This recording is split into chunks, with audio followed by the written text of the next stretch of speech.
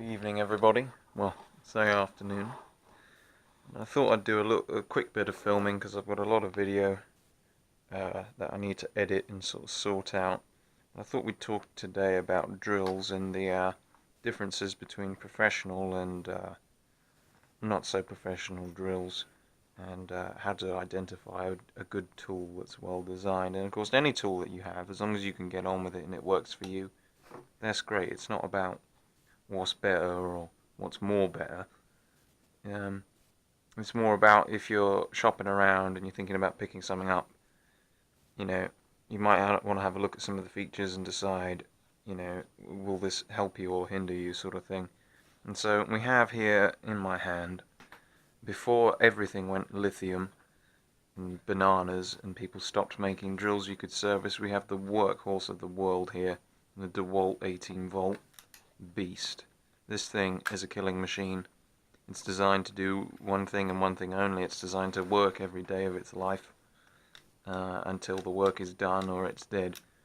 And it's the Tiger tank. It's just so overbuilt that you would be hard pressed to wreck this thing. And to give you an idea what I'm talking about, the production date on this model is 2004. That's right, this drill is over 10 years old. It'll be leaving school soon, in fact. That's how old it is. And you can tell by the design that it's designed to be serviced. You have easy access to the brushes, which have been changed about 4 or 5 times. You can take the gearbox off and just drop another one in. It's very modular, and then only the central part where all the controls are located is built as a clamshell. So it's designed to be user serviced, or actually it says, serviced by your Dewalt, by your authorized Dewalt service center, because that was back in the day when they'd fix the tools and not just give you another one when you burn it out. But it's the funny thing, they say in the instructions in little tiny writing, don't service this yourself, but they also tuck in there an exploded parts diagram, and come on, DeWalt. You can't tease me like that. Give me the diagram and then say not to do it. And that's because they knew full well that people were perfectly capable of fixing and repairing their own stuff. All the materials used on this are very high quality. This is glass bead, not glass fiber reinforced. It's actually a bit better on the plastic side. The chuck is just in a class of its own, German produced. You have a gripping surface up here, which you find a battery. This battery's even older, by the way. I think it's a 2002 one. And these will, if they're not stored correctly, they will shit the bed. But as long as you store them correctly and charge them correctly, you can get a decent amount of life out of them. I mean, these aren't 2 ampere hour anymore. I'm not going to kid myself. But I'm not about to spend about £50 each on those new lithium ones that go in here. But you can grip this and have control up front where you're drilling, so you can do more precise work. Something that you don't get on the ryobi special. You get this nasty plastic chuck, and there's just nothing up the front to grip. I won't do this. There's just nothing up the front to grip. And you can see these 2 ryobi ones have been a bit more abused. I mean, you can see this, the world has just happened to this. The chuck, well, the plastic sheath on this chuck will just come off on you and just melt up. It'll get a bit hot, a bit soft. It'll bind up, you'll use the grips on it, and it'll just come straight off, and you'll have to replace that. And it's not a standard chuck thread on this. It's not 20 UHMF or whatever it is, Ultra American Fine. So you'll have to find some other chuck to put on there. That's why it's got this one. See, this one's stopped working altogether for some reason.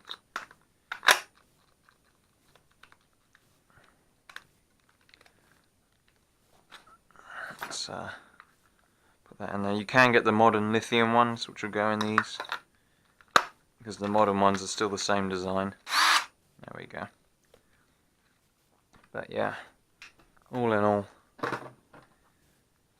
it's not as good. This entire thing is a clamshell type deal, and the 2 halves don't fit together that well. It does have a magnet here for retaining stuff, which the Dewalt doesn't, which is quite useful. The Dewalt just has a standard bit holder, and that's better because this won't come out very easily. You can't store this and leave this with just stuff stuck to there. But while you're working, you can put your screws on there, and it makes it a little bit faster. I put my screws in my dump pouch anyway, so I'm not got to worry. But you could do it like that. And it has all these spirit levels on it, which this top one is just rattly. It also functions as a bit holder. But you can't actually get anything in there unless you cut this portion out. And yeah, and you can take it off. At least I think you can. There we go. And it does okay, but this isn't level. There's no way you can put that on there and use it as a spirit level. I mean, look at it. It's like one of those keyring spirit levels. It's useless, and it's just rattly and nasty. This one on the back isn't too bad. You can kind of tell that you're alright and that you're straight. But, again, the Dewalt doesn't have that because the Dewalt is typically wielded by professionals that can actually see straight and drill a hole straight. Whereas then, this is made for a different market. This is made more for the people who are just doing a bit of this and that at the weekends. And it just so happens that this can sort of keep up with professional work, and they are cheap and plentiful, so once this breaks and burns out, you can just throw it away and get another one. Especially now that the green ones are all everywhere and taking over the world. All these blue ones nobody wants anymore, they just chuck them out and giving them away. That's why I've got a couple. But don't be mistaken, they don't want them because they are not that good. You can't change the brushes or service the motor on these. If you saw my right angle drill disassembly, it's the exact same motor in there. It's a sealed unit, and you can't do anything. So like I was saying, you know, there's no user serviceability on these. You can get the replacement parts offline and just swap them out, but obviously those parts will be harder and harder to find as the years go on, because these parts, they've changed the design slightly. They still take the batteries. You can still use these old crappy batteries in the new ones should you want to, and you can use the new genuine ryobi batteries in the old tool, which is the best way, because you get the old tools, you buy the new batteries, and then all of a sudden it's like, you know, it's killing time. And these lithiums, they do give it a little jump. I just bought this one just to try it out as the cheapest one, and then I got the clone batteries offline, and these are funky ones. They're quite good. Can't really go wrong with these. They do all the same things that the modern ones do. They got the indicator light, and they haven't blown up on me yet. They charge in the charger okay. I don't know what the other clone batteries are like, because you've got to be careful. Sometimes they don't charge. They're not built with the same circuit protection or anything like that, and there's no, you know, standard marks on here, or if there are, they're probably bootleg and not genuine ones. And as this is a lackluster tool, you can actually see that the build quality is quite similar. I mean, there'll be more circuitry and protection in here, and you can see the button here is a bit more delicate and harder to find with your finger. And you know, the LEDs are a bit better, but that's really it. This might have a little bit better protection against the ingress of dust and such, but that's it really. The floor plates of these are fairly soft on these lithium ones, so if you put them down on something sharp, obviously you're going to get, you know, damage and piercing, so that's something to think about, because if you pierce a lithium cell, it will spontaneously combust and possibly explode. Whereas I didn't have problem making these CAD batteries properly. They're made out of proper stiff plastic. I mean, the only thing that'll get through this is if you drop it and it'll shatter into 1,000 pieces, I imagine. Those are properly made. They're tough. Of course, they don't hold any charge, but that's neither here nor there. These Dewalt ones have lasted a bit better. I think that's just because they're made with better cells inside. But really, you want the lithium ones of these with the stick. They make a lithium one, it's square. It'll still go into these tools, but it's a square shape It has a stick like this to go in there. Or you can get an adapter, but I'm not sure if they're any good. I'll need to test it to see if they're any good. So that'll be my next little project. And also you've got more speed settings with the Dewalt, and you've got this 3-speed gearbox, and you've only got the 2-speed, well in this case no speed, because again this drill's kind of falling apart. But the other one, you've got 2-speed, you've got fast and slow, or I should say slow and slightly less slow. This drill is not good by any stretch of the imagination. It's got that nasty cheap rubber which will just come straight off under heavy use. You know, if you get any kind of chemical on your hands or anything, even if you're just using it normally, it'll just abrade away. It's just soft. There's nothing to it. I mean, you peel it off with your fingers like an orange. There's just absolutely nothing going on with that. Whereas this stuff, remember this is a younger drill than this, and this is being used more. But it's being taken care of because it's not a piece of shit either. And this rubber here, this is the real deal. This is the stuff that shoes are made out of, shoe soles, and all that sort of stuff. And it is tough as anything. And of course you have ready access to the brushes. You just pop this panel off. It's just a little detachable panel, and you can get in there and you can change them out very easily. And you can see they've even put little rubber bits here, so if it's dropped on its back, you won't have an accidental discharge. No, oh wait, that's firearms. No, if it's dropped on its back, it should protect the contacts of the motor fairly well, and you won't end up with a broken drill. Whereas this is just nothing on the back here, and you know, the advantage is it's a clamshell, so all the strength is like the going this way. So I guess they figured they'd get away with it. And you can see the back of this one's just been smacked about so much. And yeah, I don't think I'll take these ryobi ones apart again. I think I'll just let them rot. They're just not worth fixing and servicing. They piss me off so much.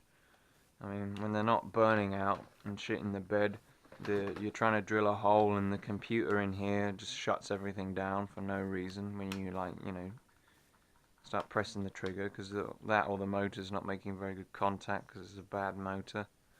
Whereas with this, if you leave this in the case for, you know, a couple months and then take it out, what you'll get is you'll get smoke coming out. You'll be like, oh my god, my drill's broken. It's not broken. That's just the contacts burning all the dust and crap off the motor and burning, you know, cleaning the surface to get a fresh contact on it. It'll just arc right through, and you'll get light coming out of here and a bit of smoke, and it'll smell a little bit funny, and then it's back on, back in as if it was new. And yeah, and also this is a ratcheting chuck. It won't come loose on you.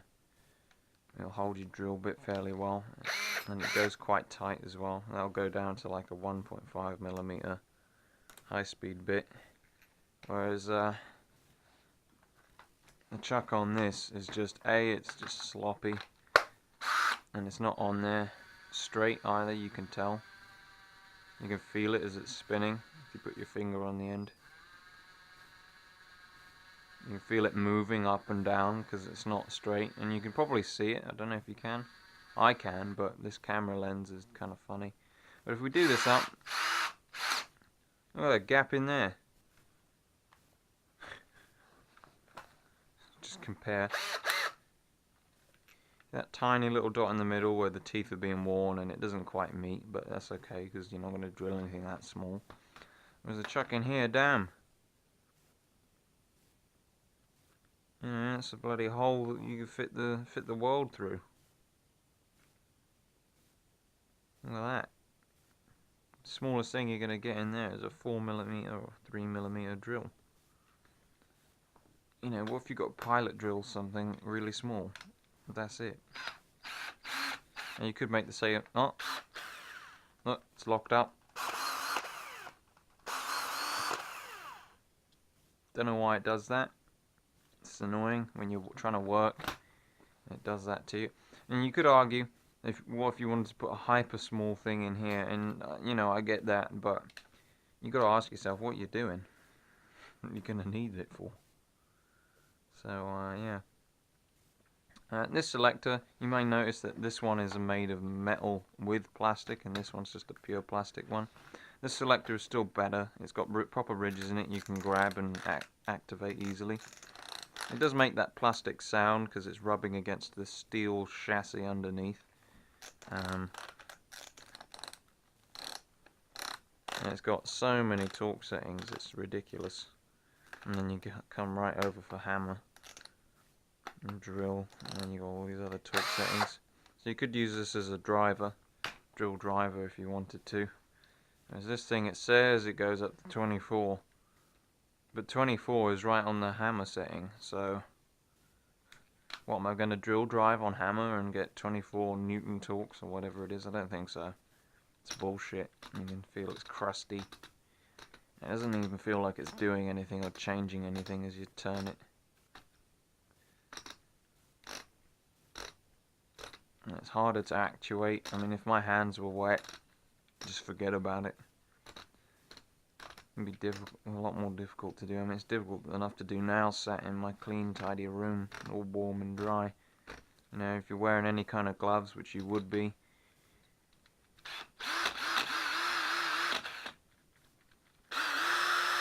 See, sometimes it stalls and sometimes it doesn't. I can fairly well get it to stall fairly okay. You have to do the full reset and then come back in. So yeah, that, and it's got a lot more holes where dirt and dust and shit can get in. Whereas the Dewalt is much more closed off. The only thing you've got back here is ventilation for the brushes, and then the rest of this is just sealed up tight. There's no way anything's getting in there. Whereas with this, I found that although the gearbox is enclosed in nylon, which is just crap, I mean this is a metal gearbox all the way. Although this is enclosed in nylon, you're getting dust and stuff just sort of trying to leach into it through the cracks of it. And when I took it apart, the planets were all crappy and dirty anyway. And it's just not a good idea. I mean, look at this arrow. Look, you can see where it doesn't quite line up. It's these two halves. And well, yeah. So that's what I have to say.